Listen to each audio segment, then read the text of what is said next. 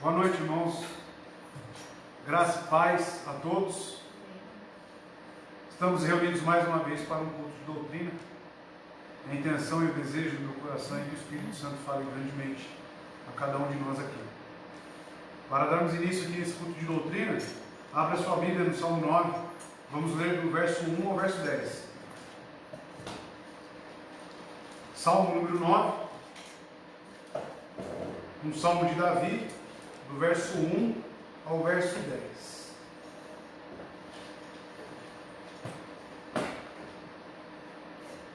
Peço que o irmão que esteja nos assistindo foque esse tempo no seu aprimoramento espiritual, foque esse tempo em aprender do Senhor. Então desligue aí todos os atrativos externos, seja a televisão, seja o WhatsApp, o que seja. Foque esse tempo, você e sua família, na palavra de Deus, ao aprendizado. Abra aí comigo Salmo 9, do 1 ao 10. Diz assim, meus irmãos: eu te louvarei, ó Senhor, com todo o meu coração. Anunciarei todas as tuas obras maravilhosas. Eu ficarei feliz e me regozijarei em ti. Cantarei louvores ao teu nome, ó Altíssimo.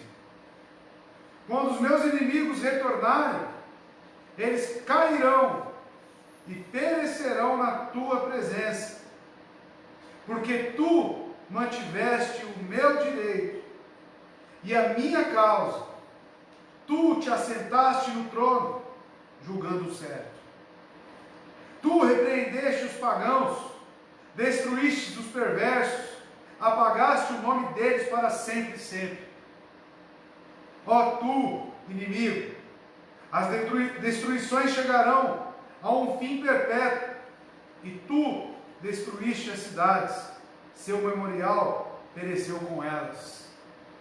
Mas o Senhor durará para sempre, ele preparou o seu trono para o juízo, e ele julgará o mundo com justiça, ministrará juízo às pessoas com retidão.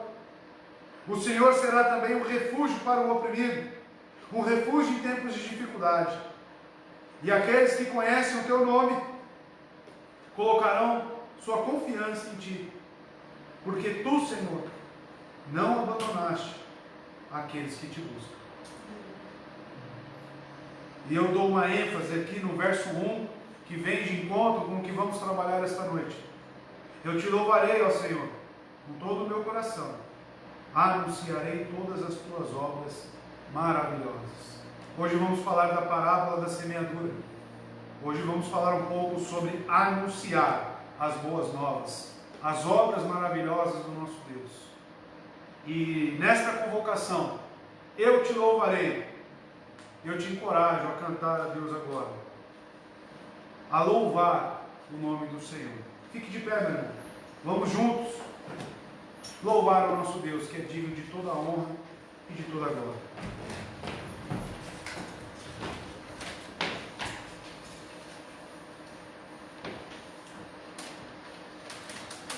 Boa noite, irmãos. Glórias a Deus por mais uma noite estarmos aqui. Adoramos o nosso Deus porque Ele é digno de todo louvor. A primeira canção que nós vamos cantar, ela é Santo, Santo, Santo, e é do cantor cristão. Que possamos louvar o nosso Deus com toda a reverência, porque Ele é merecedor e digno de toda a honra e toda a glória. Amém. Santo, Santo, Santo, Deus onipotente, cedo de manhã cantaremos teu louvor. Santo, Santo, Santo, Deus Jeová triunfante.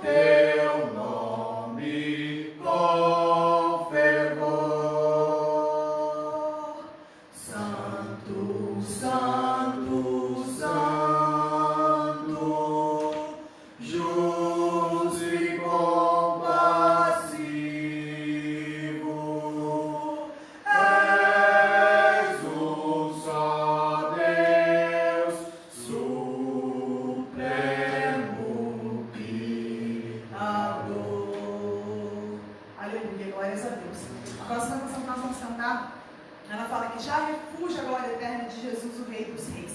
Breves reinos deste mundo seguirão as suas leis. Então que louvemos o nosso Deus sabendo que a vitória é dele e que não somos nada sem as mãos dele e tudo aquilo que ele determina e ele fala acontece. Louvemos a Deus. Já refúgio a glória eterna de Jesus, o Rei dos Reis. Breves reinos deste mundo seguirão as suas leis. Os sinais da sua vinda mais se mostram cada vez.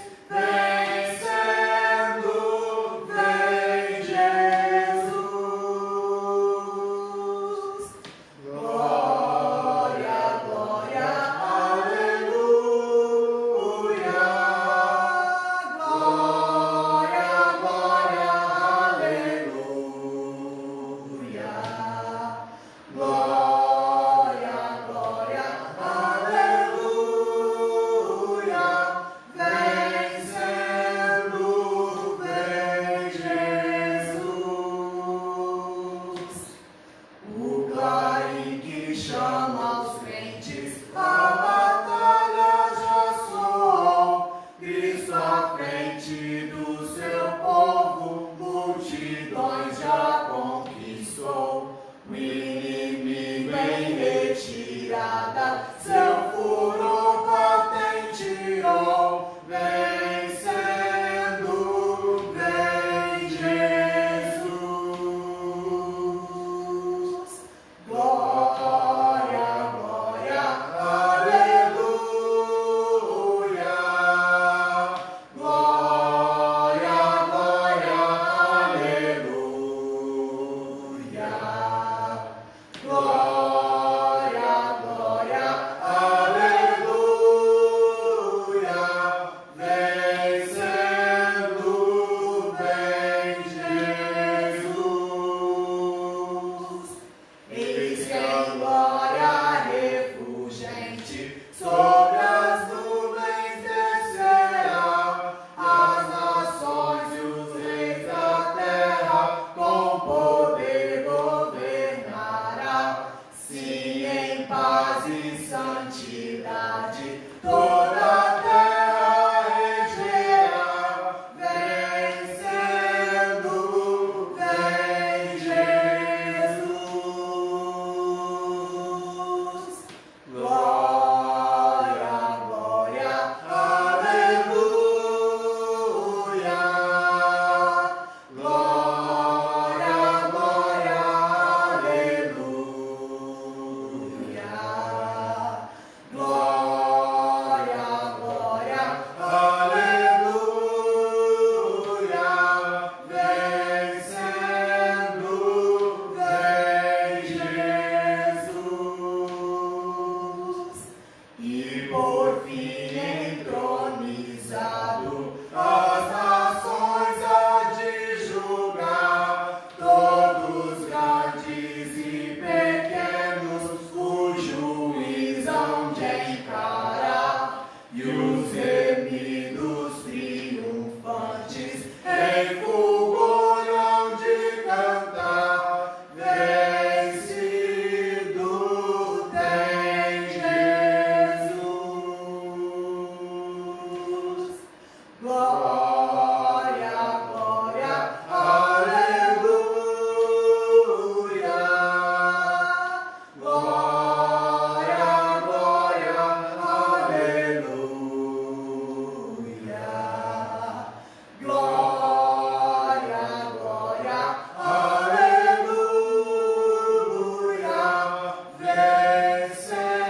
Vencendo, vem Jesus. Aleluia, glórias a Deus. É maravilhoso, né, irmãos? Cantar a vitória de Cristo. É maravilhoso saber que este fim já está certo e nas mãos do justo juiz. É maravilhoso estar com os irmãos e relembrarmos disso. Abra comigo, irmãos, em 1 Coríntios, capítulo 2. É o momento de dízimos e ofertas.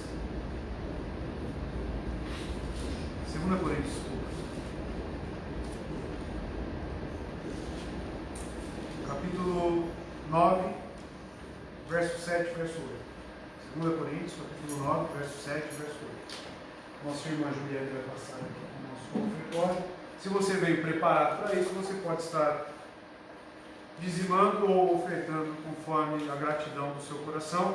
Gratidão esta que o apóstolo Paulo diz aqui nas Escrituras. Que ele diz assim: cada homem dê conforme propôs no seu coração, não com má vontade ou por necessidade, porque Deus ama um alegre doador. E Deus é capaz de fazer toda a graça abundar em vós, para que vós, tendo sempre toda a suficiência em todas as coisas, abundeis em todo bom trabalho. Dízimo, meus irmãos, ofertas, é gratidão do coração, é honra ao Senhor.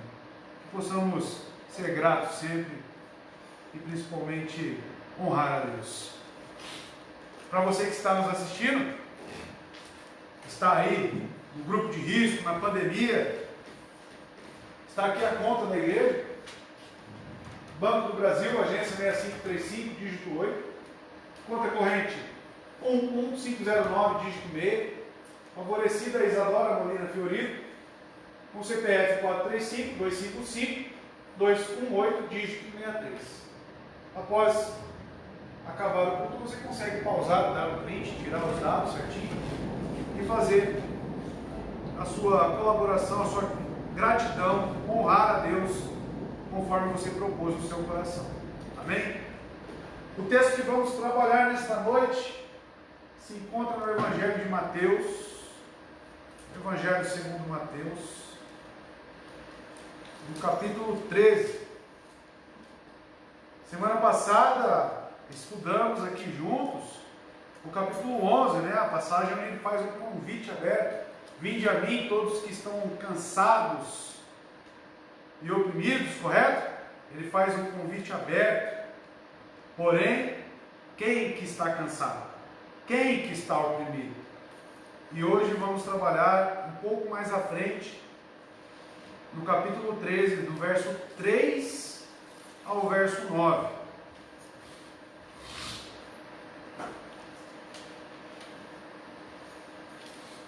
Mateus, capítulo 13, verso 3 ao verso 9.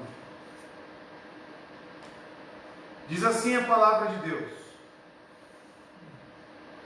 e falou-lhes muitas coisas por parábolas, dizendo: eis que um semeador saiu a semear, e quando ele semeava, algumas sementes caíram junto ao caminho, e vieram as aves e as devoraram. Verso 5: e algumas caíram em lugares pedregosos, onde não havia muita terra, e imediatamente elas brotaram, porque não havia terra profunda. E quando o sol nasceu, queimaram-se, e porque não tinham raiz, elas murcharam. E outras caíram entre espinhos, e os espinhos cresceram e as sufocaram. Mas outras caíram em boa terra, e deram fruto, algumas 100 vezes, outras 60 vezes, e outras ainda 30 vezes. Quem tem ouvidos para ouvir, ouça. Até aqui. Vamos trabalhar isso positivamente, então fique tranquilo. Se alguma parte você não entendeu do texto, tenho certeza que o Espírito Santo irá atuar esta noite naqueles que estão com os ouvidos atentos. Vamos orar mais uma vez, pedindo este auxílio do Espírito Santo, para que ele ilumine a nossa mente, os nossos olhos, e traga o entendimento devido. Senhor nosso Deus, estamos diante da sua palavra, Senhor.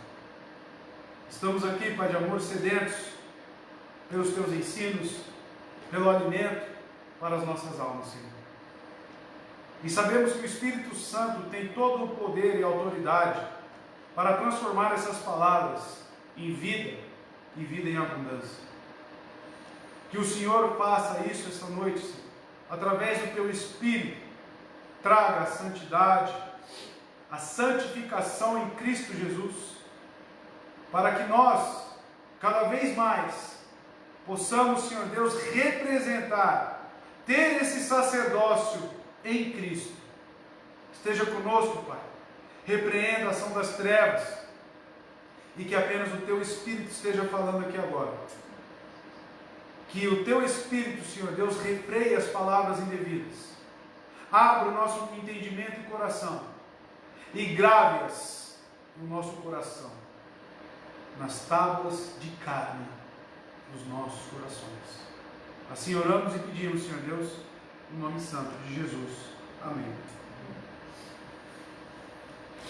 Mateus 13, do verso 3 ao verso 9, traz uma das parábolas com mais teor teológico que podemos encontrar. Quantas doutrinas estão aqui nessa única parábola? Doutrina de eleição, encontramos aqui. Perseverança, encontramos aqui. Da graça, encontramos aqui. Muitas doutrinas, resumidamente, em uma parábola, está diante dos nossos olhos. Falada e explicada por Jesus Cristo. Como eu disse semana passada, estudamos Mateus 11, do verso 28 ao 30, onde Jesus Cristo assinalou o término de uma fase do seu ministério. Se os irmãos lerem com atenção o Evangelho de Mateus, vão perceber que no capítulo 11, ele encerra o seu chamado aberto, onde ele falava de uma maneira para os judeus e os gentios, de uma maneira aberta. Ou seja, para aqueles que rejeitavam a sua palavra, rejeitavam o seu ministério, rejeitavam aquilo que ele era e representava, e agora ele começa a falar por parábolas. Ele começa a utilizar de uma figura de linguagem, aonde somente aqueles, agora ele diz no verso 9, que têm ouvidos para ouvir, irão entender. Então, que contraste! No Mateus 11, ele diz: vinde a mim, todos vós que estáis cansados e sobrecarregados, e eu vos darei descanso. Ele fala de uma maneira clara, de uma maneira aberta, porém, muitos ainda o rejeitam. Agora ele começa a utilizar de parábolas.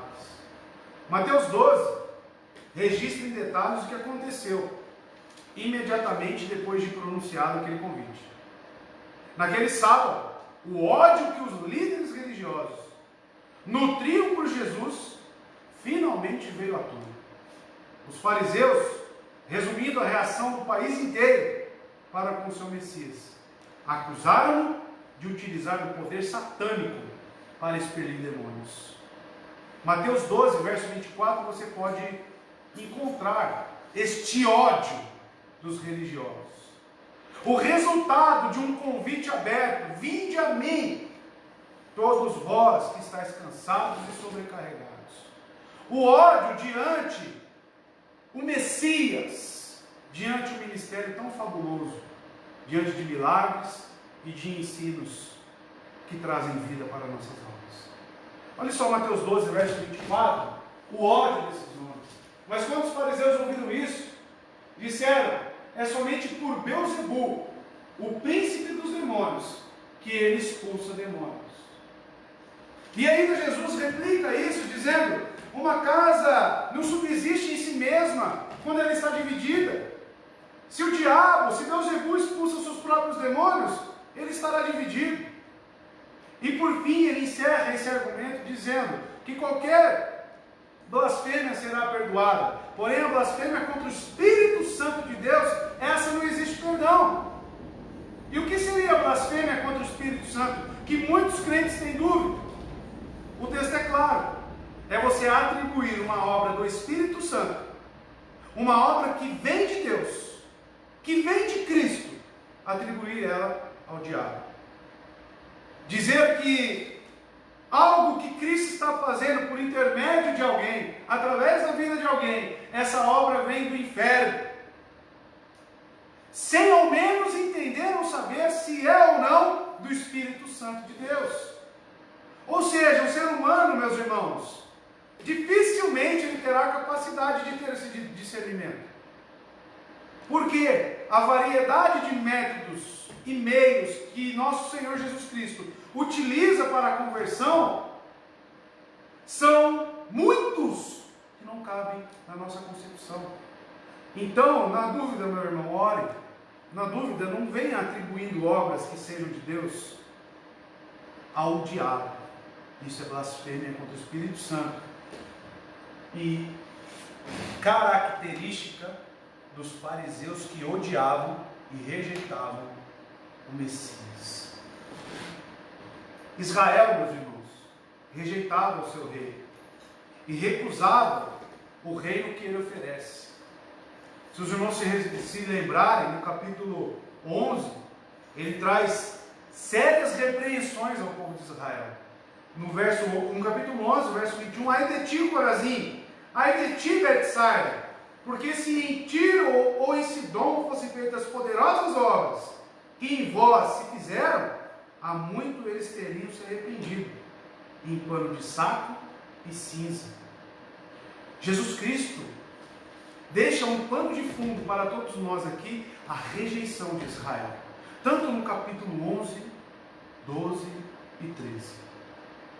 O grande opositor de Jesus era o seu próprio povo, o povo de Israel. Esses o rejeitavam. Até mesmo o estilo de Jesus Cristo, agora no capítulo 13, ele muda. Ele muda o estilo da sua pregação. Ele vinha falando de maneira clara, ele não utilizava de parábolas. Agora ele começa a utilizar-se de parábolas. Veja bem, começando naquele mesmo dia, como está aqui no verso 13, leiam comigo no verso 1, no capítulo 13, verso 1, perdão, no mesmo dia, diz aqui, saindo Jesus de casa, sentou-se junto ao mar. Que mesmo dia? O mesmo dia do capítulo 12, dos acontecimentos e dos fatos do capítulo 12, do capítulo 11. O 12:1 diz naquele tempo, no dia do sabate. Então, meus irmãos, Jesus passou a ensinar por parábolas, histórias do dia a dia, que ilustravam realidades espirituais. Em vez de proclamar a sua mensagem abertamente, ele passou a obscurecer, entendam isso, ele passou a obscurecer a verdade para aqueles que o estavam rejeitando. O método de Jesus agora era falar claramente para aqueles que eram discípulos e falar obscuramente para aqueles que o rejeitam. Isso te remete a alguma coisa? Isso te remete a alguma doutrina?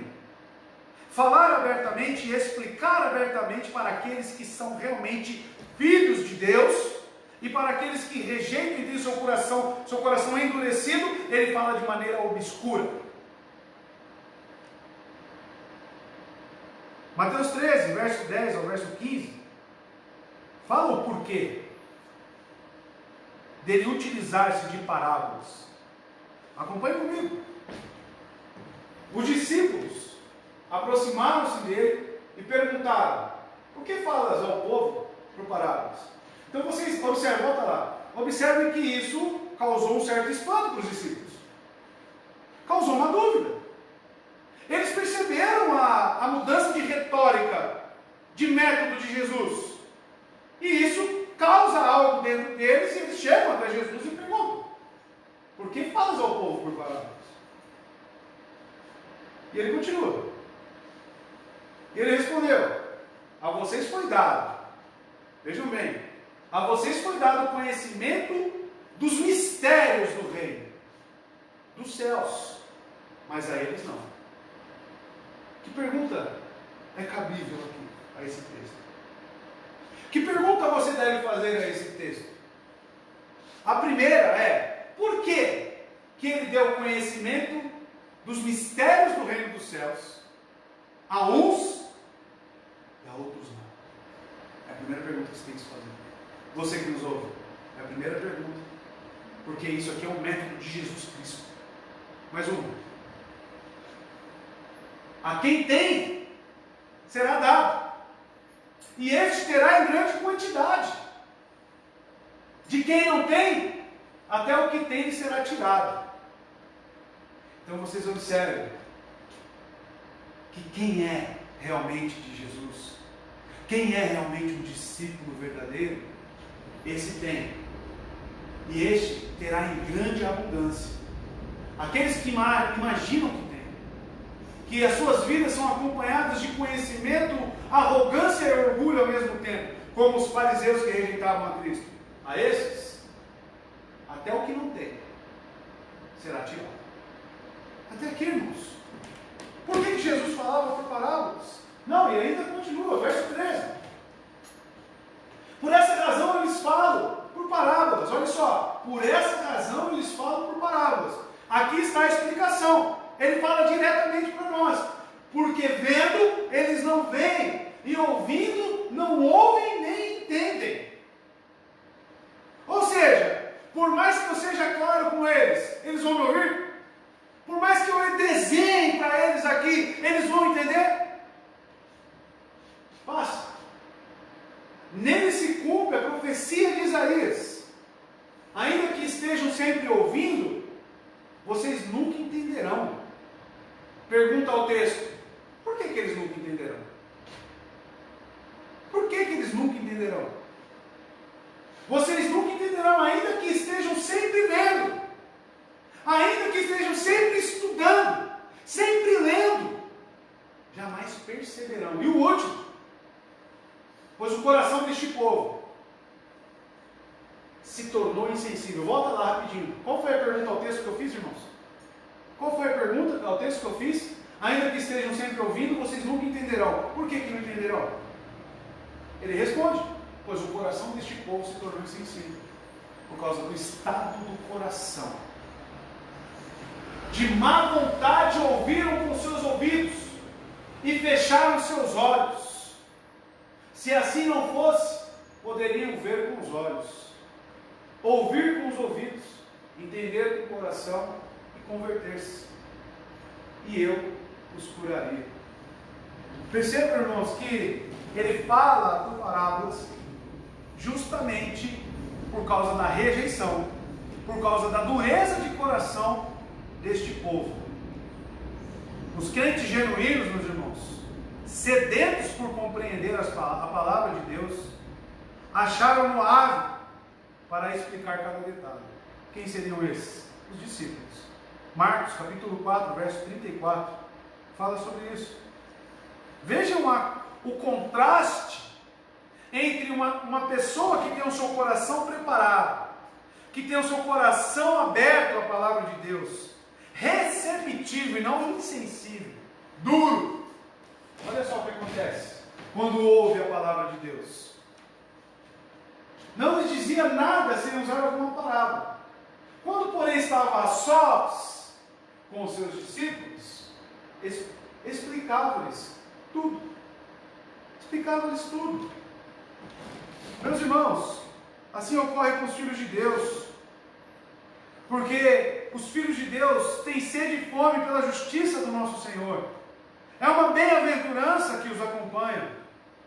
Uma pessoa que tem o seu coração endurecido, ele rejeita. Seja abertamente ou veladamente, ele a rejeita. Os que odiavam a verdade, nem se preocupavam em fazer perguntas. Quem que vinha até Jesus e falava: nos explique essa parábola? Quem é que vinha? Eram os fariseus? Eram os que rejeitavam? Não. Eram os discípulos. Eram aqueles que estavam com o seu coração sendo trabalhado pelo Espírito Santo de Deus. As parábolas que começam em Mateus 13 descrevem o mistério do reino dos céus. Aquilo que era aberto, que era claro nos argumentos de Jesus, agora se tornam mistérios para todos? Não, para alguns. Até mesmo essa terminologia aponta para uma mudança de direção no método de Jesus. O reino sonhado pelos judeus nada tinha de misterioso, porque eles estudavam o Antigo Testamento. Porém, qual era este reino que eles esperavam? Tratava-se de um regime político permanente e terreno, que colocaria o mundo inteiro sobre o governo do Messias de Israel. É assim que eles viam o reino descrito no Antigo Testamento. Não era mistério para eles, porque eles achavam que o Messias viria para instaurar o seu trono aqui na terra. Isso acontecerá, meus irmãos, ele virá. O reino milenar acontecerá. Mas eles achavam que o Messias era para trazer libertação temporária, uma libertação da opressão de Roma. Ou seja, tratava-se de um regime político permanente. Quando os judeus rejeitaram o governo do seu Messias, perderam direito àquela dimensão permanente e a terrena do reino. Não apenas para a sua própria geração, mas para as gerações seguintes. O reinado terreno de Cristo ficou adiado para um tempo futuro, quando ele voltará para estabelecer o reino milenar. O reino dos céus, o governo de Deus sobre a terra e no coração dos homens, agora existe sob o mistério. Presentemente, Cristo não exerce sua completa vontade divina, como será no seu reinado milenar, onde tudo estará submisso a Ele. Não que não esteja, meus irmãos, Ele é soberano, mas muitos estão encerrados na sua incredulidade e o rejeitando. Muitos assim ainda permanecem. Porém, tudo conforme os decretos e vontades de Deus. O seu reino engloba quem? Os remidos. Não, mas não de uma forma visível para o mundo incrédulo. Este aspecto do reino de Deus era um mistério para aqueles que buscavam uma monarquia política. Era um mistério. As parábolas que começam aqui neste capítulo revelam o mistério do reino de Deus. Ou seja, descrevem a natureza do governo de Deus durante o período compreendido entre a rejeição de Cristo por Israel e a consumação final do seu reino milenar. Marcos 4, verso 11, ele diz que aos eleitos é dado o mistério do reino. Olha só, ele lhes diz: a vocês foi dado o mistério do reino de Deus. A quem? Aos filhos, aos eleitos. Não são todos que isso é dado, meus irmãos. É para aqueles a qual Cristo comprou com o seu sangue. Quem entende os mistérios do reino de Deus? Aqueles que foram comprados pelo sangue de Cristo. Aqui está um argumento fortíssimo para combater o universalismo. De que Cristo veio para todos e fica apenas a decisão, à mercê da decisão do indivíduo. Não, porque o mistério do reino de Deus é dado. É dado e Ele dá a quem? A quem Ele quer. A quem Ele quer. Mas aos que estão fora, tudo é dito por parábolas. Aqui é claro. A expiação limitada, irmãos. Aqui é claro. Se Ele esconde de alguns falando por parábolas e não as explica, e a outros Ele dá abertamente e explica os mistérios do reino de Deus, isso significa que uns foram comprados, o sacrifício de Cristo foi para alguns e para outros não. Alguns vão permanecer rejeitando, alguns vão permanecer com seu coração duro, outros não. Os filhos de Deus não, as ovelhas de Cristo, de João 10, são esses que recebem o mistério do reino de Deus. Essa fase, irmãos, do reino em que agora vivemos é um mistério, pois não foi revelado no Velho Testamento. Eu digo este, a qual vivemos agora. Como sempre, a preocupação de Jesus era buscar e salvar o perdido. E essa também é uma das atividades principais neste reino misterioso. O que eu quero dizer com isso, irmãos? Não temos detalhes do Antigo Testamento sobre o tempo agora que vivemos. A maioria das coisas que foram profetizadas se cumpriram no período do ministério de Cristo. Aguardamos o seu retorno, aguardamos a sua vinda, mas muitas das coisas para nós hoje permanecem como mistério. Muitas. Como sempre, irmãos, temos que continuar em busca. Não é de se surpreender, portanto, que a primeira parábola que ele contou focalizasse a pregação do Evangelho. Mateus 13, do 3 ao 9, que vamos trabalhar aqui agora, expositivamente. No verso 3 ele diz,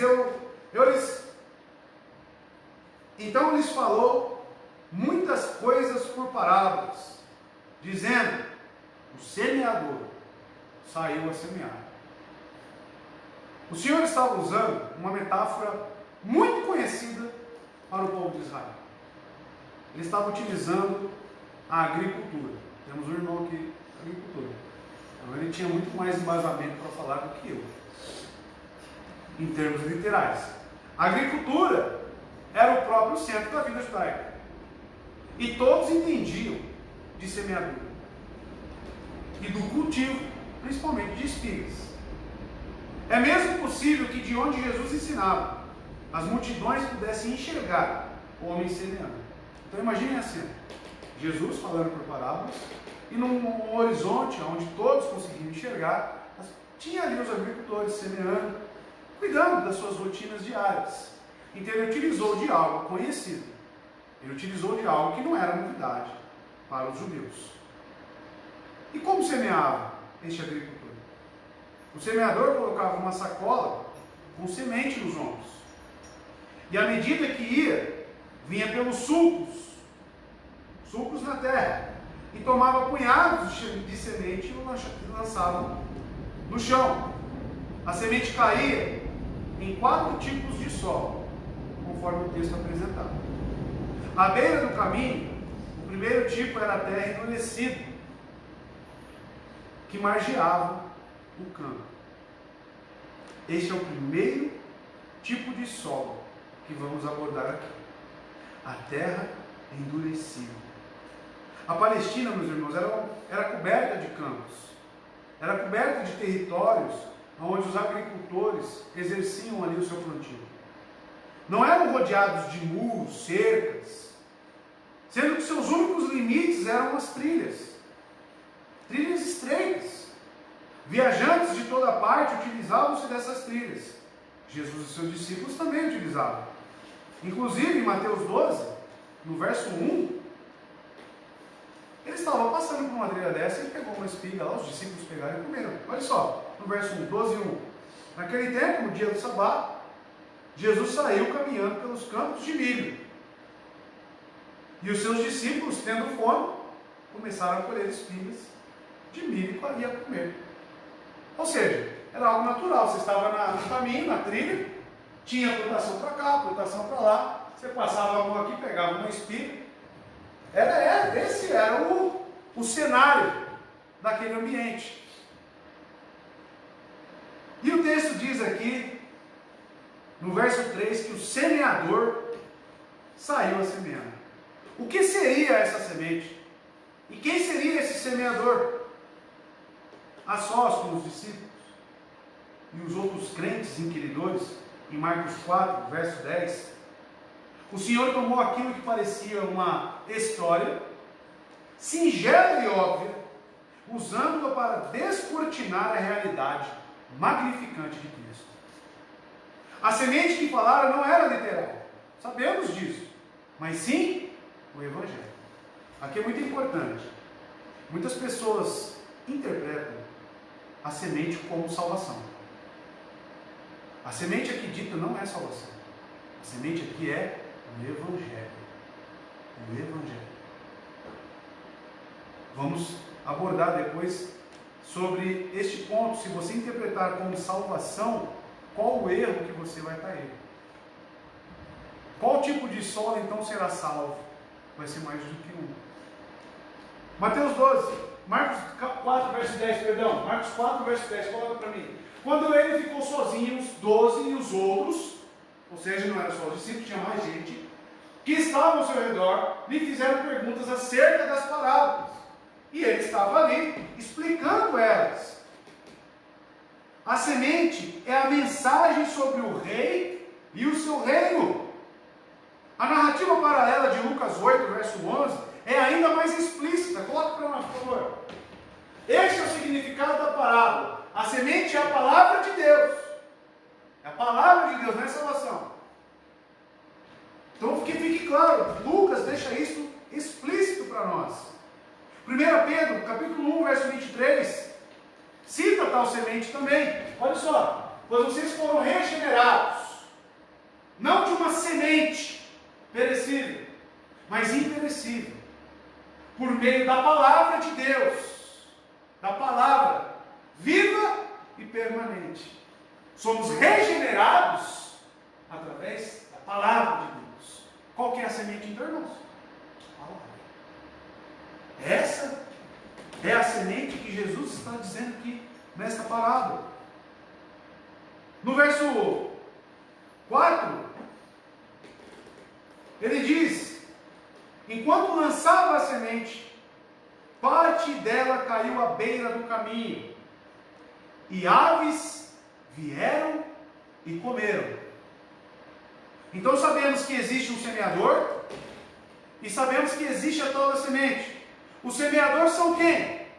Aqueles que anunciam, aqueles que propagam o Evangelho. No verso 4, ele já entra em mais detalhes. Enquanto lançava a semente, perdão, é isso mesmo. Enquanto lançava a semente, parte dela caiu na beira do caminho, e as aves vieram e a comeram. Esse método de semeadura fazia com que parte da semente caísse sobre os caminhos. A terra das trilhas era como? Imagine, meus irmãos, quem já foi no campo, o Edson conhece. Existem os sulcos, a parte onde a terra é arada, e existe um caminhozinho no meio dos sulcos, correto, Edson? Existe um... Como é que é aquele caminho onde ele passa semeando? Tirando a semente e jogando. A terra é fofa como aos lados? Não. A terra é batida, a terra é dura. A semente cai perfeitamente somente na parte fofa? Não. Existe semente que cai na terra batida, na terra dura. Olha só o que ele diz no verso 4: enquanto lançava a semente, parte dela caiu à beira do caminho. A beira é exatamente este caminho com terra batida. E vieram as aves e as comeram. Esse método de semeadura fazia com que parte da semente caísse sobre os caminhos. A terra das trilhas era batida, comprimida, não cultivada, nunca arada e nem amolecida. Imagine isso. Dia após dia, a pessoa passando aquele caminho. Vocês já foram em casas onde não tem contrapiso? É a famosa casa de terra batida. Já viu a dureza daquele chão? Parece um concreto. Por quê? De tanto que a pessoa passa ali e pisa.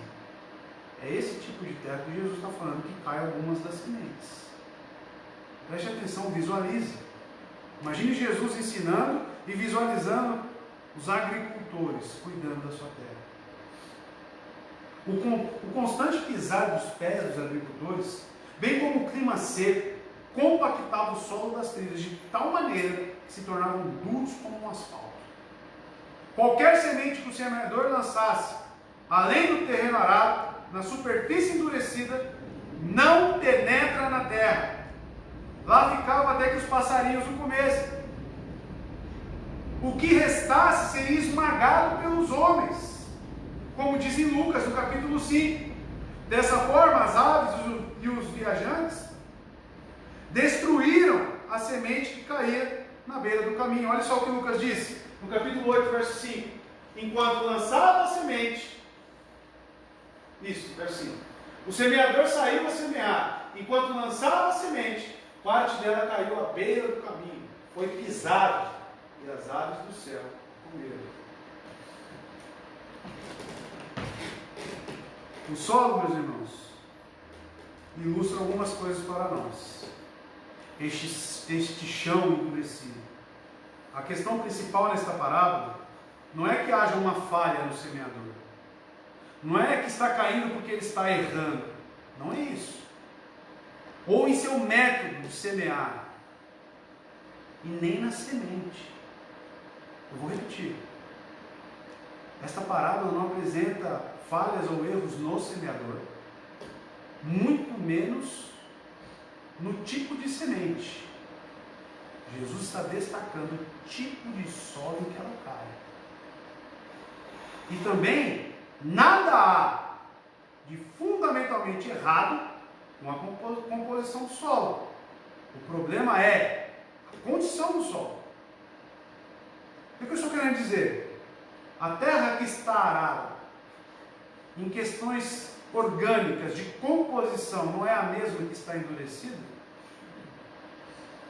Então, meus irmãos, o problema aqui encontrado é a condição do solo. Uma está arada, fofa, a outra está compactada, endurecida. O solo ilustra o coração do homem. O coração do homem. Mateus 13, verso 19, ele fala que a terra é o coração do homem. Olha só, no mesmo capítulo. Quando alguém ouve a mensagem do reino e não a entende, o maligno vem e arranca o que foi semeado em seu coração. Esse é o que foi semeado à beira do caminho. Justamente o que estamos falando. A beira do caminho é o local enrijecido. É a terra compactada, a terra dura. Vemos que Jesus está representando o tipo de solo com o tipo de coração. A terra de uma área é a mesma, não importando se estiver dura ou fofa, se for rasa ou praguejada. As diferenças têm a ver com influências do meio ambiente. Todos os solos poderiam receber a semente, se tivessem sido preparados da maneira apropriada. Mas o terreno que não é bem preparado nunca produz. O que eu estou dizendo? O meu coração para o seu coração não tem diferença. A condição é o que muda. Se o meu coração é preparado assim como a terra ou não. O que eu digo, meus irmãos, é que o seu coração e tanto o meu está em total condições de receber o trabalhar do Espírito Santo de Deus para que esta semente germine. Ah não, o coração daquele lá é especial. É um coração, não, ele é um coração tão duro quanto o seu. O que diferencia ele é o trabalhar que Deus, através da ação do Espírito, realizou. O mesmo acontece, meus irmãos, com o coração do homem. Em essência, somos todos exatamente iguais, mas somos condicionados diferentemente. Somos condicionados diferentemente, de acordo com as influências que nos vêm a mudar. Este é um ponto deveras importante da lição espiritual nesta palavra. A reação de uma pessoa ao Evangelho depende basicamente do preparo que ela recebeu no seu coração. Um coração que não foi preparado de forma correta nunca produzirá fruto espiritual. Jesus é muito inteligente. Eu admiro isso, porque uma terra que você não prepara, ela não nasce. Nosso irmão sabe que o preparo da terra é tão importante quanto depois de você plantar, você tem que cuidar de você manter regando, manter aparando, que seja. O preparo da terra é fundamental para a qualidade do fruto que você vai receber. Isso é essencial na agricultura. E Jesus Cristo está olhando para isso, meus irmãos, para falar da nossa condição. Quanto ao quê? Aos mistérios do reino de Deus. Salmo 51, 17 retrata para nós o que é uma terra boa. Quer saber o que é uma terra boa para receber a semente? É esta aqui. Olha só. Os sacrifícios que agradam a Deus são o espírito quebrantado. Lembra que a terra significa o coração? Um coração quebrantado e contrito, ó Deus, não desprezarás. A boa terra é um coração quebrantado e um coração contrito. É necessário, então, para ser salvo, que você tenha humildade, que você reconheça a sua pecaminosidade, que você tenha seu coração quebrantado e contrito diante de Deus. E é isso que agrada ao nosso Senhor. É essa que é a boa terra. João, capítulo 16, do verso 13 ao verso 15, olha só o que Cristo fala sobre a vinda do Espírito Santo. Mas quando o Espírito da verdade vier, qual que é a semente? Qual que é a semente, meus irmãos? Ele nos guiará a toda a verdade. Quem prepara a terra, então, meus irmãos? Quem é que nos prepara? Quem nos torna, então, com um coração quebrantado, um coração contrito? O Espírito Santo da verdade. Porque é Ele que nos guia por toda a verdade. Ou seja, a semente. Não falará de si mesmo, falará apenas o que ouvir, e lhes anunciará o que está por vir. Ele me glorificará, porque receberá do que é meu, e o tornará conhecido a vocês.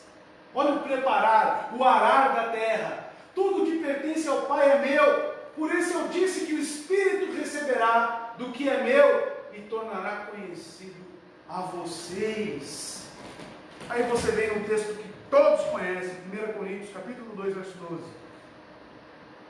Somente os eleitos têm esse coração preparado, têm a terra arada. Olha só, 1 Coríntios, capítulo 2, verso 12.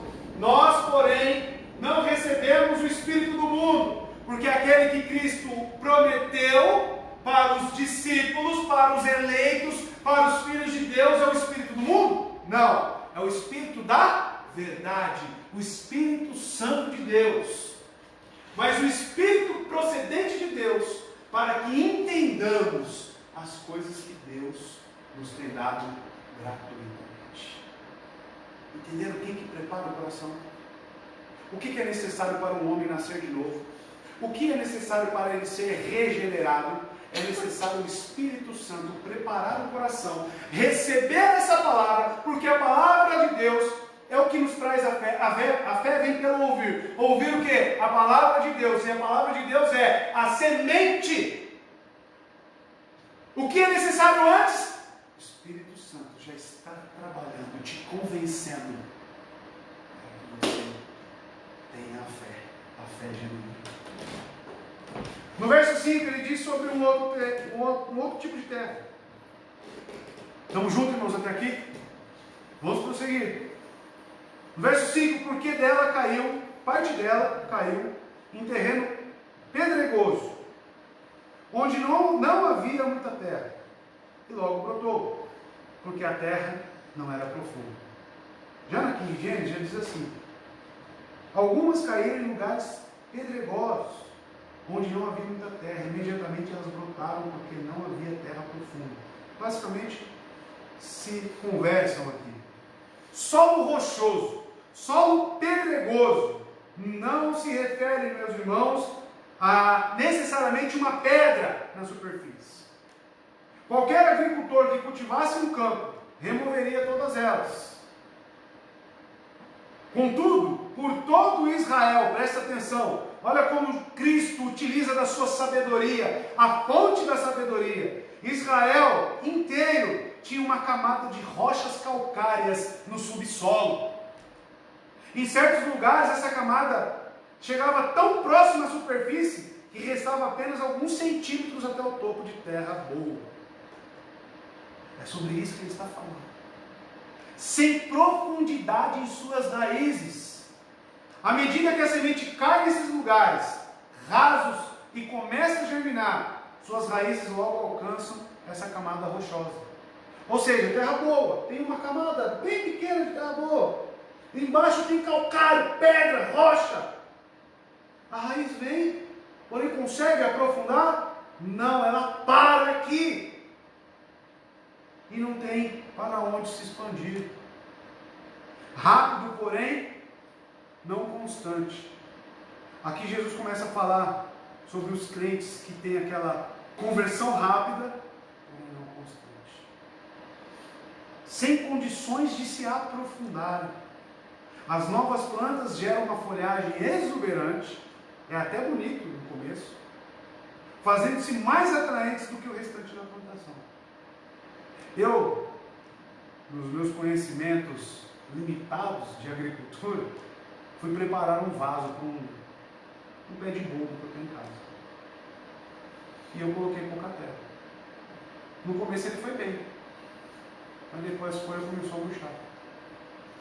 Depois veio o jardineiro em casa e falou, não, você tem que colocar primeiro uma camada de pedra, depois tem que colocar uma terra tal, um adubo tal. Não é só sair colocando terra. E conforme chovia, a terra ia embora pelos furinhos do vaso. Ou seja, todos os nutrientes escorriam pela pedra, que era o concreto do chão da minha casa. E a planta, ó, assim é esse coração embrutecido. O solo da beira do caminho mostra o coração embrutecido, insensível, meus irmãos. Eis o indivíduo insensível. Alguém que o Velho Testamento diz que é de dura serviço. Já ouviram esse termo no Antigo Testamento? Dura serviço. É insensível, apático, distante, indiferente, negligente e até hostil. Não quer saber do Evangelho. A mensagem bate nele e volta. Satanás representa as aves aqui ditas por Jesus, que espreitam o solo endurecido, pronto a arrebatar a semente no momento em que ela cai no chão. Lucas 8,12 torna indiscutível a questão de que se trata de gente não salva, ou seja, de pessoas não regeneradas. Lucas 8,12. Lucas traz mais detalhes, né? Lucas é um médico, historiador, né? Conhecedor, ele traz os detalhes. Olha só. As que caíram em beira do caminho são os que ouvem, e então vem o diabo e tira a palavra dos seus corações, para que não creiam e não sejam salvos. Vou repetir: não sejam salvos. Só estou dando uma ênfase aqui, irmãos, naquele chão endurecido. Porém, ele não se difere muito do que não encontra raízes profundas. O Senhor aqui nos alerta, meus irmãos, para o fato de que o coração humano pode ficar tão apertado e batido pelo transitar do pecado, que se torna completamente insensível ao Evangelho. Sabe quem pisa, irmãos? E deixa o coração duro? O pecado. Por isso que Cristo nos diz, nos orienta na sua palavra, para sermos radicais com o pecado. Quem tem pecado de estimação está dando cada vez mais brecha, cada vez mais espaço para o coração ficar duro. E o pecado vai sapateando, e o pecado vai, vem, vai, e o caminho vai ficando endurecido.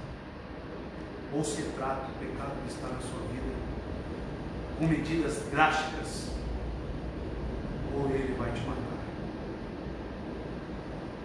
É um alerta, meus irmãos. Este é o coração que não conhece o arrependimento, nem tristeza pelo pecado, nem culpa. Lembra lá no Salmo 51? Um coração contrito, um coração quebrantado. O coração duro é o oposto. É um coração que não tem arrependimento, não tem tristeza pelo pecado, não sente culpa. Não sente culpa, peca, e não sente nada. Isso não é característica de um salvo. O salvo, ele sente tristeza pelo pecado, meus irmãos. E nem se preocupa com as coisas de Deus. Deixa-se destruir por um cortejo interminável de pensamentos sujos, de pecados prediletos, de estimação e atividades ímpias. É um coração imprudente, calejado, indiferente, que nunca foi quebrantado pela convicção ou tristeza dos seus erros. Este é o coração do tolo, descrito em Provérbios. Provérbios 14, do 7 ao 8. O tolo odeia o conhecimento e resiste à instrução, meus irmãos. O tolo despreza a sabedoria e diz em seu coração que não há Deus. Olha só, não quer ouvir, sua mente está fechada e ele não quer ser incomodado por um convite evangelístico. Olha a conduta do tolo. Mantenha-se longe do todo, pois você não achará conhecimento no que ele falar. A sabedoria do homem prudente é discernir o seu caminho. Ele sabe aonde pisa. Ele sabe o que é pecado, o que não é. Isso é sinônimo de sabedoria, meus irmãos. Mas a insensatez dos tolos é enganosa. Pode mais, então mais um. Os insensatos zombam da ideia do quê? De reparar o pecado cometido.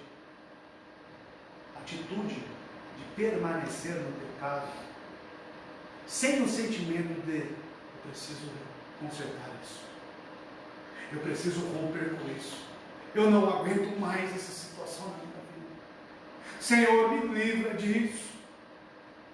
O tolo não pensa assim.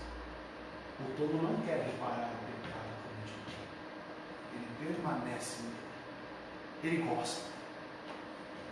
Mas a boa vontade está entre os justos. Muitos têm o coração assim. Pode-se derramar uma chuva de semente nesses corações, mas não adianta. As sementes não penetram no solo, e não demorará até que Satanás venha. O que diz o texto? As aves roubam a semente. Cada vez que se tenta testemunhar para essas pessoas, tem que se começar tudo novamente. Sabe aquelas pessoas, irmãos, que você viu se converter, mas são tão oscilantes, tão inconstantes, que parece que quando volta você tem que ensinar tudo de novo. Tudo de novo. Sabe o que é isso? Eu falo segundo a palavra de Deus. Coração duro, endurecido pelo pecado. Endurecido. Parece que a semente não germina. Parece que a semente ganha uma raizinha, mas logo morre. Aí você tem que plantar de novo, tem que discipular de novo, tem que ensinar de novo. Aí esquece de novo.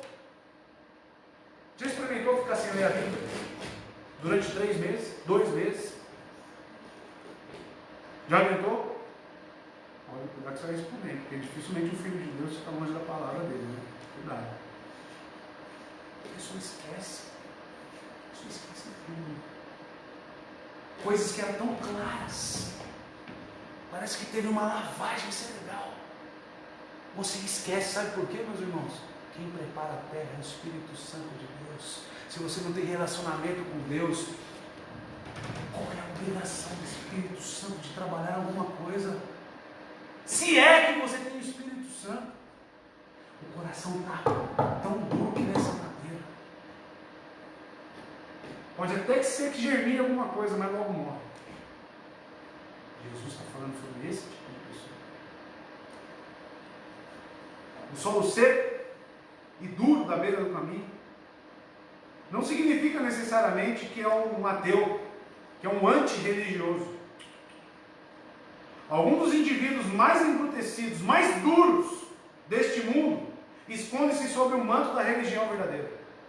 Estão dentro da igreja. Mas porque o pecado de tal modo endureceu seus corações, eles são completamente improdutivos e indiferentes para com Deus. Estando bem próximos da verdade, zombam o Evangelho. Semente boa, irmão. Semente boa, semente genuína, semente fiel à Escritura. Mas permanecem produtivos, indiferentes com Deus, estando bem próximos da verdade, próximos do bom solo. Eles geralmente recebem punhados e mais punhados de semente, mas não brotam em seus corações. Não vingam. Não vingam. Por quê? Coração que não foi preparado pelo Espírito Santo de Deus. Verso 6. Mas quando saiu o sol, meus irmãos, as plantas que se queimaram e secaram, por quê? Porque não tinham raiz. Mas quando saiu o sol, as plantas que se queimaram e secaram, porque não tinham raiz. Lhes faltava o que então, meus irmãos? Profundidade. lhes faltavam nutrientes. Mas, em vindo o sol, tais plantas são as primeiras a morrer, porque as suas raízes não podem aprofundar-se em busca de umidade, lhes falta água. Essa parte da plantação acaba mirrando bem antes de poder frutificar.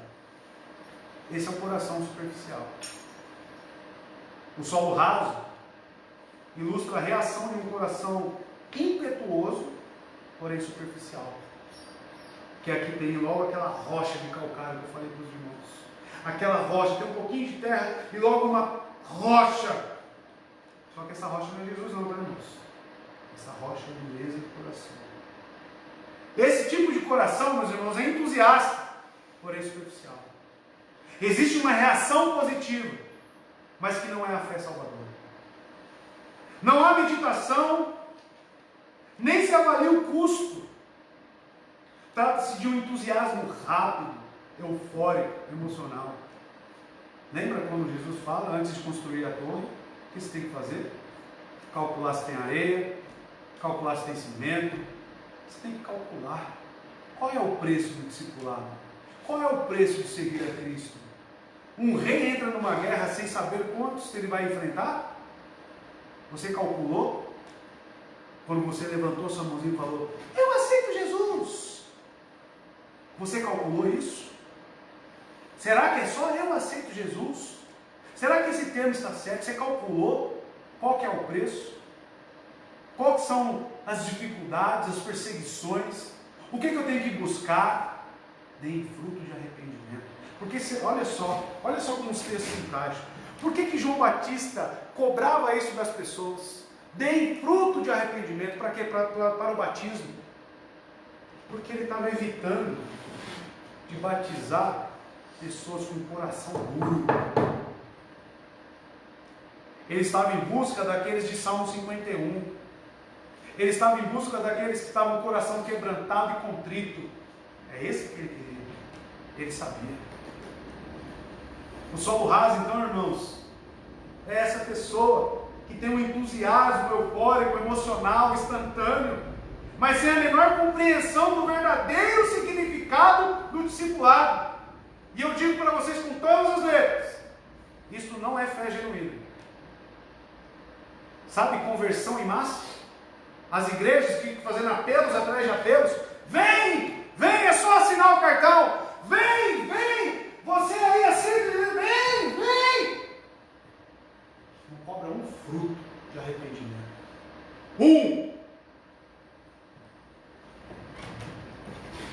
Sabe o que acontece, irmãos? O que Jesus fala aqui nesse mesmo capítulo, no verso 20 e 21. Eu utilizo desses versos finais porque ele traz a explicação da parábola. Olha só o verso 20 e 21. Quanto ao que foi semeado em terreno pedregoso, este é aquele que ouve a palavra e logo recebe com alegria. Todavia, vista que não tem raiz em si mesmo, permanece por pouco tempo. Quando surge alguma tribulação ou perseguição por causa da palavra, logo a abandona. Meus irmãos, Deus me entregou, me deu a incumbência para o início do meu ministério cuidar de jovens. Eu acho que Deus, observando esse texto e este sermão, estava me ensinando a analisar os corações. Estava me ensinando não só a analisar, mas a observar como que essa semente reage em cada um. Os jovens que são oscilantes, inconstantes, como diz a palavra de Deus. Eu ouvi muitas conversões, irmãos. Muitas. As pessoas viam o Evangelho até mesmo como um hobby, um local onde encontrar os meus amigos. Jovem gosta muito disso, né? Vai na igreja, eu vou. Por quê? Tem um pessoal legal lá, uma galerinha maneira. Superficial, coração sem raiz, sem profundidade. É sobre isso que o autor de Hebreus fala. Isso não sou eu que estou falando, não. Olha aqui. Se você nunca entendeu esse texto, é sobre esse tipo de solo que Hebreus 6, verso 4 ao 6 diz. Se você nunca entendeu, achou difícil esse texto, é sobre esse tipo de pessoa. Olha só. Olha, para aqueles que uma vez foram iluminados, ou seja, receberam a semente. Receberam a semente. Provaram o dom celestial. Tornaram-se participantes do Espírito Santo. Estavam no meio da igreja. Irmãos, a partir do momento que a semeadura é lançada, a partir do momento que você pronuncia o Evangelho, o Espírito Santo está atuando. A palavra de Deus, nunca esqueça disso, nunca volta vazia, porque sempre ela vai ter uma eficácia. Sempre. Seja para endurecer cada vez mais ou para libertar os cativos. Aqui está falando de pessoas que estavam presentes, participantes, estavam no meio. Olha só, receberam, foram iluminadas. Recebeu, ele diz aqui, teve até um início de fé, teve até uma plantinha que nasceu. Mas vamos ver o que ele fala. Experimentaram a bondade, olha só como se refere na palavra de Deus. Você vê que tudo que está se referindo, participação do Espírito, iluminação, está de encontro com a palavra de Deus. E os poderes da era que há de vir, por quê? Aquilo que Cristo ainda irá fazer, as promessas de Cristo. Mais uma, e caiu. O sol secou, a ave comeu. É impossível que sejam reconduzidos ao arrependimento. Por quê? Porque o Espírito Santo é dado àqueles que são os eleitos de Deus, para preparar o coração para receber essa semente. O que significa então? Que essas pessoas não tiveram o coração preparado, devidamente preparado. Receberam a palavra, foram iluminados, sim, mas estavam prontos? Estavam prontos? Não. Por isso que é impossível que sejam reconduzidos ao arrependimento, pois para si mesmos estão crucificando de novo o Filho de Deus, sujeitando-se à desonra pública. Sabe o que é isso, irmãos? Pecado que está pisoteando o coração, cada vez mais duro, cada vez mais duro, cada vez mais duro. Por isso que é impossível que seja conduzido ao arrependimento. Quer mais, irmãos? É sobre as mesmas pessoas que Pedro relata na sua segunda carta, no capítulo 2, verso 20 e 21. Olha só. Se tendo escapado das contaminações do mundo, ou seja, receberam alguma coisa. Foram iluminadas. Chegaram a ser participantes. Não confunda isso que eu estou falando com perda de salvação. Não é isso que eu estou falando. Eu estou dizendo o contrário. Nunca foram. Nunca foram. Por meio do conhecimento do nosso Senhor Salvador Jesus Cristo. O que traz o conhecimento do Senhor Salvador Jesus Cristo? A não ser a palavra, a não ser a semente. Encontraram-se novamente nelas enredados, por elas dominados. Ou seja, a ave comeu. A raiz não tinha profundidade. Então, estão, em pior estado do que o princípio. Teria sido melhor que nem tivesse conhecido o caminho da justiça. Porque quem muito é dado, muito é cobrado. E serão julgadas de acordo com aquilo que receberam.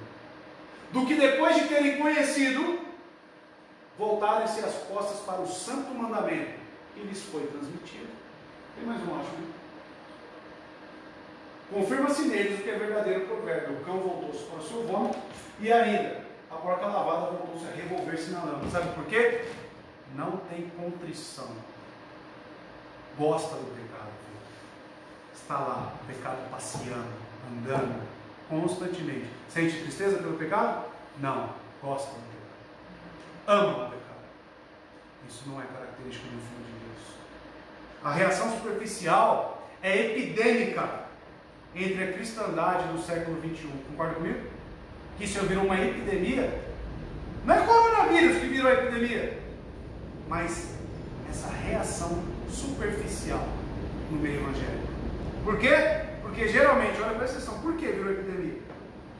Porque geralmente se apresenta o evangelho com uma promessa de alegria, calor, comunhão, bem-estar, sem exigência alguma. de se tomar a sua cruz para seguir a Cristo. Não é falado mais sobre arrependimento, sobre pecado. Você discipula as pessoas hoje com a intenção de oferecer um Cristo que só dá alegria, calor, comunhão, bem-estar. Você não fala que é necessário nascer de novo. Você não fala que é necessário romper com as práticas pecaminosas. Você não fala que a vida piedosa é importantíssima na vida de um cristão. Não fala. Omite. E esta omissão desses pontos chaves são característicos de um falso profeta. Pregação do Evangelho é arrepende-se, está próximo do reino do céu.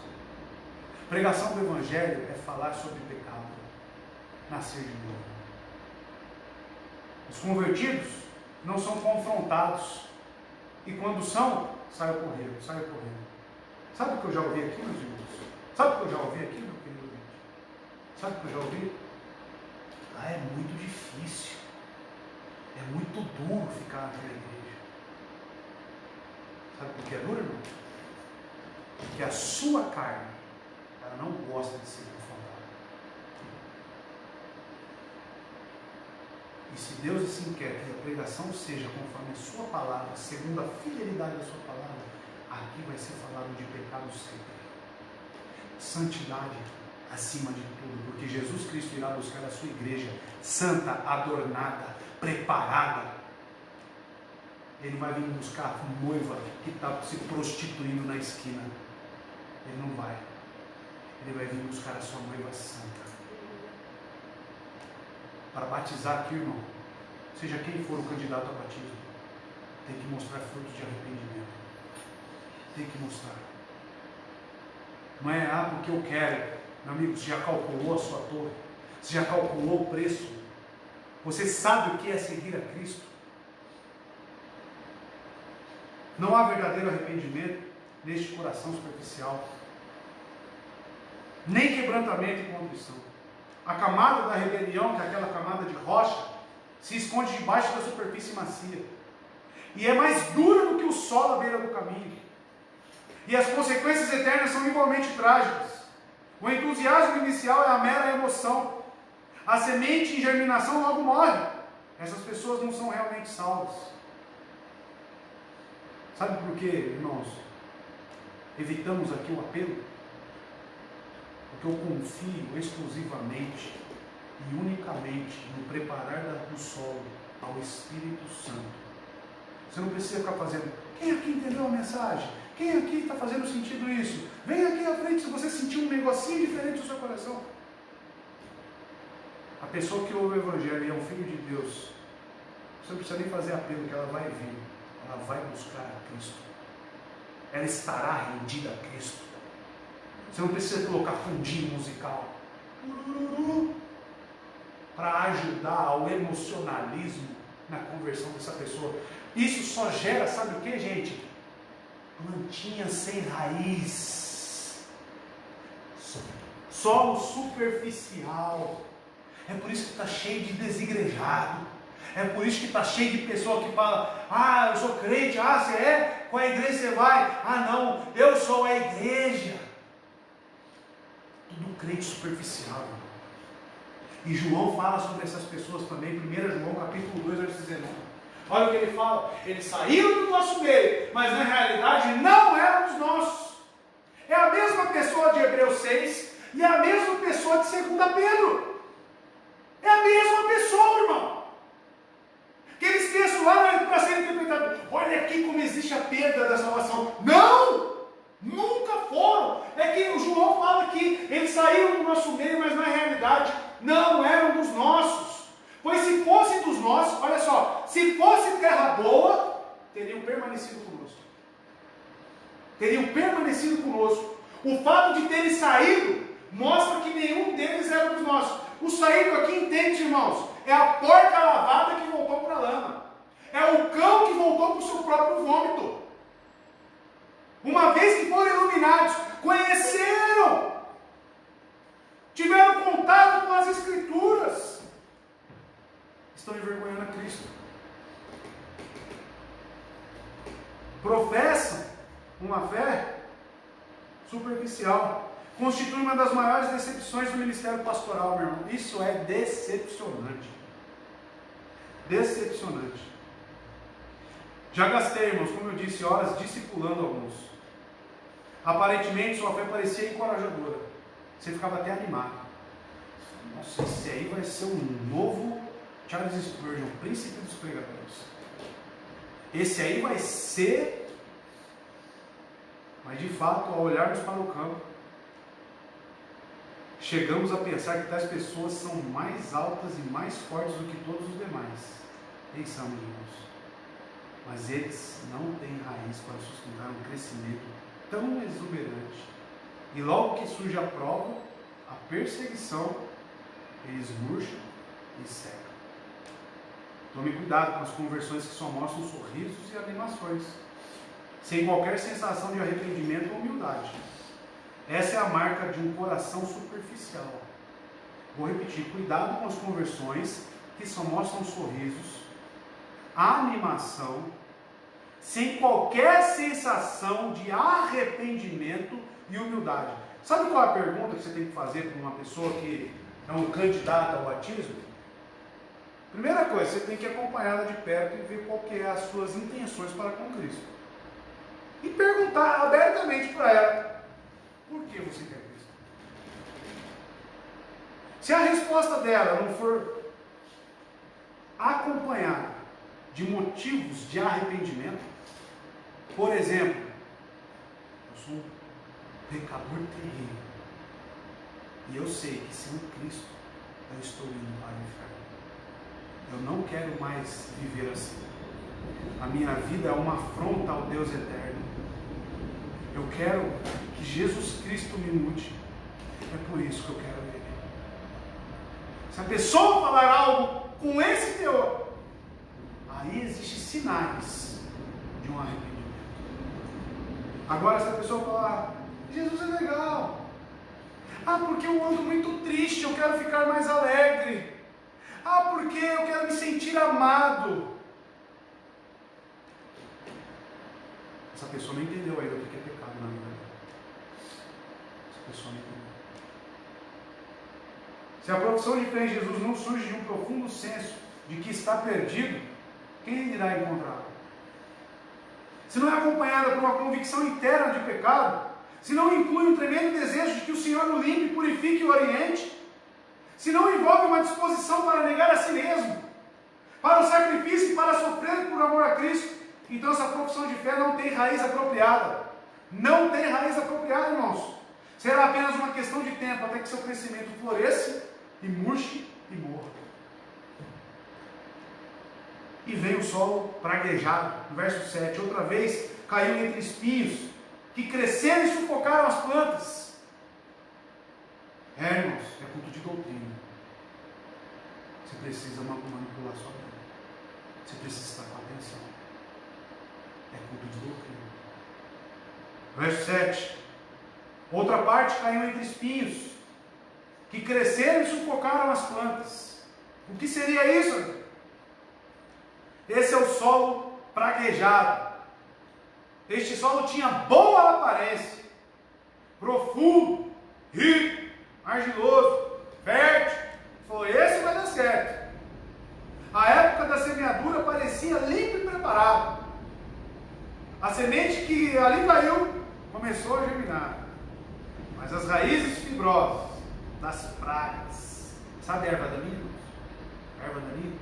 Você arranca a última raiz, você arranca tudo e ela volta. A praga, o solo praguejado. Essas têm fibras, essas têm raízes que voltam, que se escondiam sobre a superfície também e brotaram junto. E como não podia deixar de ser, sufocaram a planta. As pragas nativas de uma determinada área sempre levam vantagem sobre as plantas cultivadas. As pragas estão onde florescem naturalmente. A planta cultivada é um elemento estranho, carente de cuidado e cultivo. Se as pragas em seu habitat natural conseguirem algum espaço, dominarão o solo. Crescem mais rapidamente e soltam suas folhas. que sobreiam as plantas cultivadas, não deixando que tome o sol. Meus irmãos, sabe quem são essas pessoas? Você deve conhecer. Aquela que você prega o Evangelho, recebe, você até enxerga arrependimento e humildade, mas quando volta para casa, está cheio de praga. O ambiente onde ela foi plantada é tão sufocante que ela não vibra, ela logo morre. Isso é triste, porque, como eu disse aqui, parece que é uma terra adubada. Esta é a descrição perfeita do homem mundano, meus irmãos. Veja bem, o que é uma praga também? O mundanismo, de quem vive para as coisas deste mundo. Tal pessoa é consumida pelos cuidados deste século. Seu principal objetivo é uma carreira, uma casa, um hobby, um coração mundano. Mateus, no verso 22 aqui, meus irmãos, diz assim: e também recebeu a semente entre espinhos, e é o que ouve a palavra, mas os cuidados deste mundo e o engano das riquezas sufocam a palavra, e ela fica infrutífera. Dizem ser crentes, mas se preocupam nem um pouco em viver uma vida pura. Assim é o solo praguejado. A semente que germinou com tão boa aparência, por fim, torna-se sufocada pelos espinhos do mundanismo. E por fim, o coração praguejado não dará qualquer impressão de uma boa semente que nele foi semeada. O que acontece quando a semente que parecia tão promissora é sufocada? Então a pessoa teria perdido a salvação? Não. Já disse que não. Pois nunca foi salva. A palavra de Deus caiu no coração despreparado, pois estava cheia de pragas malignas. O evangelho germinou, mas foi sufocado e não pôde frutificar. São as pessoas relatadas por Cristo em Mateus 6,24. Ninguém pode servir a dois senhores, pois odiará um e amará o outro, ou se dedicará a um e desprezará o outro. Vocês não podem servir a Deus e ao dinheiro. Eu dei um exemplo aqui, mas também cabe este. A pessoa que leva uma vida dupla. Vem à igreja, está no meio, mas as suas preocupações primárias são seus trabalhos, são seus status, é seu emprego. Ou uma pessoa também que não calculou o preço do evangelho. E leva uma vida aí dupla. E vem então agora, irmãos, no verso 8, encaminhando para o final, o solo bom. Outra ainda caiu em boa terra, no verso 8. Deu boa colheita, a 100, 60 e 30 por 1. Finalmente o versículo 8 descreve o bom solo. Até que enfim, né, irmãos? Pelo menos um solo é bom. Este solo é fofo, ao contrário daquele da beira do caminho. É profundo, que não acontece, que não é como rochoso. É limpo, diferentemente do solo infestado de pragas. Aqui a semente abre-se e a vida produz enorme colheita, a 100, 60 e a 30 por 1. É um coração receptivo e não insensível. Olhar para 3 tipos de solo ruim, que produzem resultados indesejáveis, pode ser desanimador, meus irmãos. Mas ainda há o solo bom, que representa o coração receptivo. Este é o ponto alto da parábola. Uma promessa aos discípulos desanimados, de que existe uma boa terra, para que não ficassem esmorecidos diante da reação negativa das pessoas, ainda mais neste contexto de rejeição. Jesus queria que soubesse que é um imenso terreno e que está lavrado e pronto para receber a semente. Esta tem que ser a nossa motivação, meus irmãos. O problema do ser humano, o nosso problema é de nivelar as coisas por baixo. O que é nivelar as coisas por baixo? Nós analisamos aquilo que está errado e ficamos desmotivados. A gente está totalmente propenso a olhar para aquele que cai na terra dura, que cai no caminho. Queremos olhar para aquele que está na pedra, o solo pedregoso. Queremos olhar para aquele que está no meio das pragas. E esquecemos de olhar para a terra boa. Meus irmãos, uma coisa que aprendi neste ministério: prega o evangelho, nem que seja para um, Da mesma maneira, como se você pregasse para 100, 200 ou 1000. A terra boa existe. E a mensagem tem que continuar. Não olhe para esses que abandonam a sã doutrina, abandonam o caminho. Olhe para a terra boa. Porque esta dá frutos. A produção de frutos é todo o objetivo da agricultura. Se você perguntar para o nosso irmão aqui, você planta alguma coisa para que não dê fruto? Seria loucura. Você planta lá a verdura para que ela não nasça? Seria loucura. Todo agricultor, todo anunciante do Evangelho, ele visa o fruto na vida da pessoa. Que isso germine. É também este o teste, meus irmãos. O fruto é o teste definitivo da salvação. Se não há fruto espiritual, ou se o fruto é mau, a árvore tem de estar podre. Ou traduzindo, a figura para a metáfora de um campo. Se a terra não produz, é porque o solo é ruim. Símbolo de um coração não redimido. Mateus 7, 17 ao 20 fala sobre este fruto, sobre esta árvore. Jesus fala analisar a árvore pelo fruto. Toda árvore boa dá bons frutos, mas a árvore ruim dá frutos ruins. Observando em seu significado mais aparente, a mensagem da parábola do semeador é clara. Dos 4 tipos de solos, apenas um é bom. Será uma proporção para quem será salvo? Eu sei que serão muitos, né? Jesus Cristo veio para muitos, salvar muitos. Mas de 4, apenas um. É bom. O fruto não é a folhagem, não é o que aparece assim, tão rapidamente. É a prova da verdadeira salvação. Os que não entendem isso confundem-se quanto ao significado dessa parábola. Muito tem sido escrito recentemente na tentativa de argumentar que o solo superficial e o solo praguejado representam crentes verdadeiros. Sim, essa é a doutrina do crente carnal. Que mesmo aquela, por quê? Eles interpretam, que eu falei no início, pelo fato de semear e nascer, estar salvo. E João, e Hebreus 6, e 2 Pedro, como é que fica? Foram salvos? Estavam no meio, participantes? Não, não são salvos. Não acha embasamento para crente carnal. O que é o crente carnal?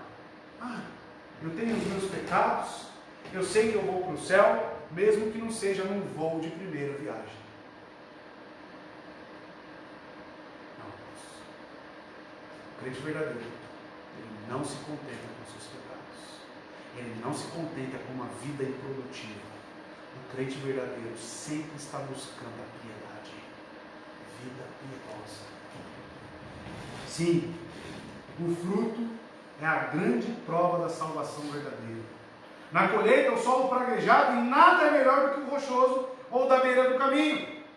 Nenhum deles presta, algum presta não. Não morreu a planta? Ou seja, coração que não presta, coração podre.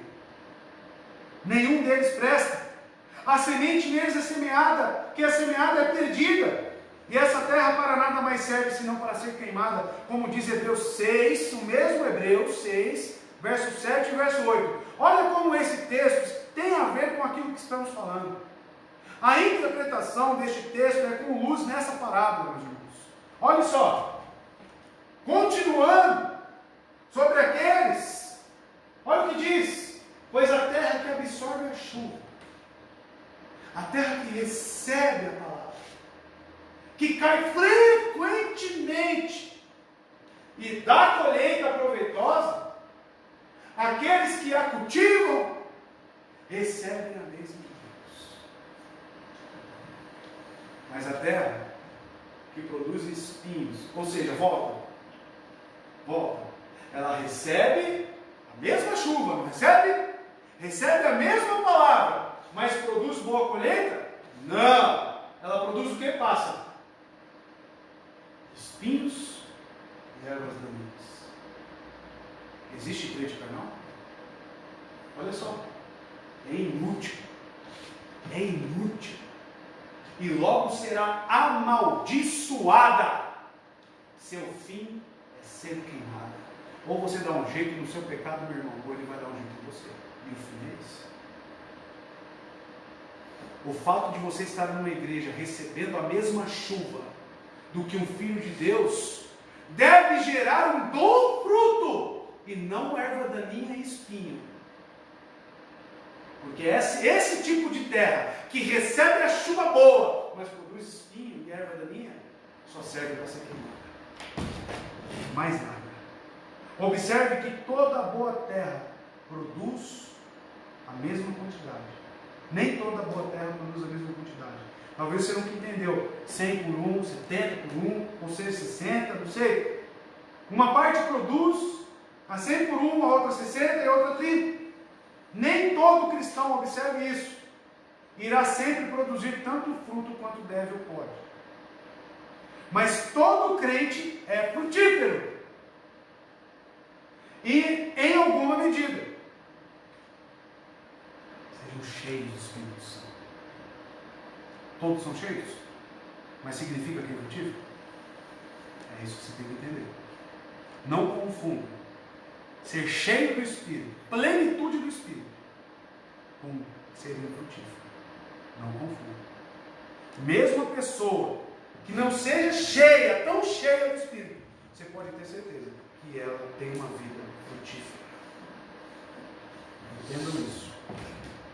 Se você perguntar do pecado para ela, a resposta vai ser tanto para o cheio, quanto para o que está um pouco mais vazio, é a mesma. A tratativa com o pecado entre as duas é a mesma. Sabe por quê? O mesmo Espírito habita nos dois.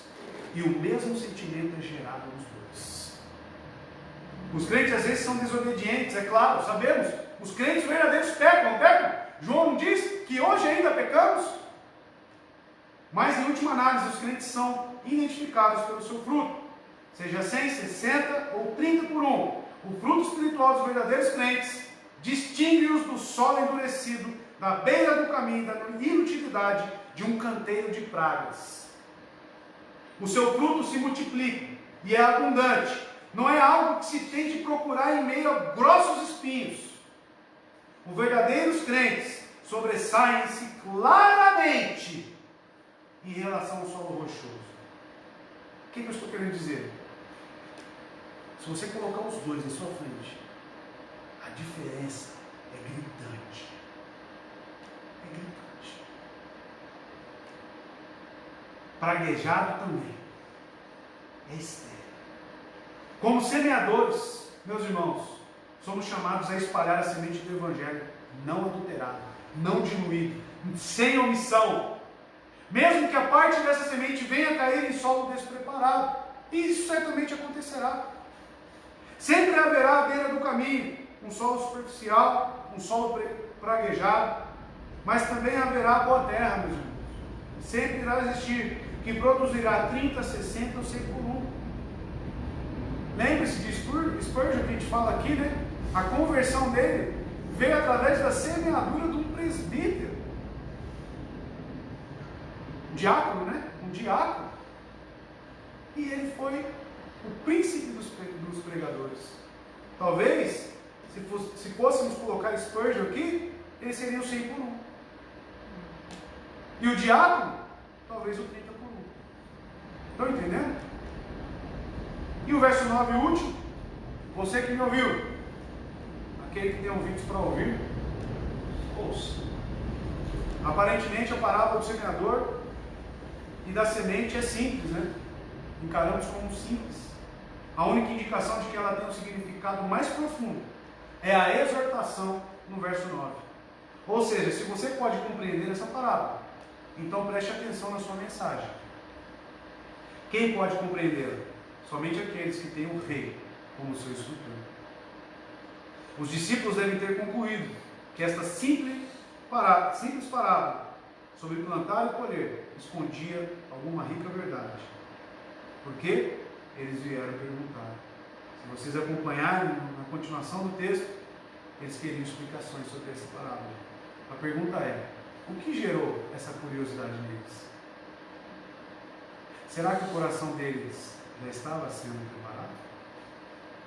Por que aqueles que rejeitaram não foram atrás de Cristo?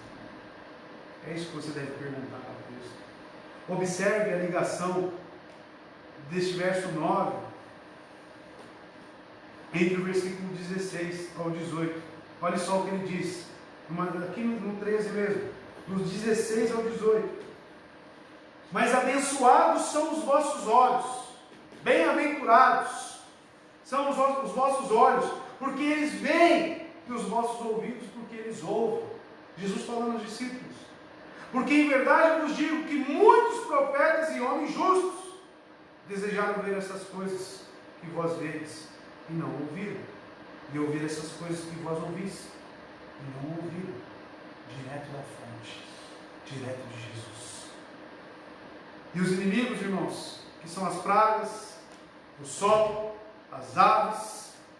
As pragas são os cuidados deste mundo, a fascinação das riquezas, o sol que queima as plantas, cuja raiz não é profunda, é a angústia, é a perseguição, as quais vêm do encontro com o bem-estar tão apreciado da carne. Meus irmãos, evangelho e bem-estar da sua carne nunca vão andar juntos. Nunca. Ou você se acostume aí com o incômodo de ser confrontado, a sua carne se revirando dentro de você, ou você agradece. Aí você procura outra igreja, procura um falso profeta, procura uma pessoa que só te fala da misericórdia de Deus, só te fala do amor de Deus, só te fala do carinho de Deus, e você permanece infrutífero, estéril, recebendo chuva e produzindo espinhos e pragas. No fim, acho que Deus já deixou claro para nós. Eis uma lição importante para o semeador, todos nós, eu creio. Você enfrentará resistência e hostilidade. Haverá convertidos superficiais, de curta duração, e você encontrará pessoas de coração dobre, que desejam ter Jesus, mas que não abandonam o mundo. Esteja certo disso. A dureza do caminho, a superficialidade do solo e a agressividade das pragas frustrarão os seus esforços por semear uma boa lavoura. Isso é certo. Mas sempre lembre-se de que existe boa terra. Ainda assim, coragem, meu jovem pregador, ou meu ancião pregador, né? O Senhor da Seara pode quebrar o mesmo solo, mais endurecido, e livrá-lo das piores pragas. Saiba que Jesus tem o poder para isso. Terra dura, terreno superficial ou terra praguejada nem sempre permanecem assim. Deus pode arar o solo do coração mais teimoso. Um antigo método da agricultura na Palestina era o de jogar a semente primeiro e depois revirar a terra. Isso acontece às vezes na evangelização. Jogamos a semente. Quando parece que as aves estão prestes a arrebatá-la, a removê-la, o Espírito Santo vem e a enterra, de forma que a semente brota para dar fruto ainda mais glorioso. Que Deus abençoe, meus irmãos. Este é o Evangelho segundo Jesus. Um pouco diferente daqueles que estamos acostumados a ver por aí. Mas esse é o Evangelho que Jesus pregou e ensinou na sua palavra. Fique de pé, vamos orar. Senhor nosso Deus, eu agradeço pela Tua palavra e pelos Teus ensinos. Agradeço por este culto. Agradeço, Senhor Deus, porque o Senhor tem agido no nosso meio. Que o Senhor nos abençoe, que o Senhor nos guarde e que o nosso coração, Pai de amor, sempre seja uma terra fértil, uma terra boa. E para aqueles que ainda, Senhor Deus, está em alguma das três condições ruins, o Senhor possa transformar a isso, Senhor Jesus. Que o Espírito Santo possa arar essa terra, plantar essa semente e transformar essas vidas. Que a graça e a paz do nosso Senhor Jesus Cristo, a comunhão e a consolação do Espírito Santo esteja com todos nós. Amém. Deus te abençoe. Uma ótima semana. Sexta-feira temos oração aqui, se assim Deus quiser. Deus abençoe.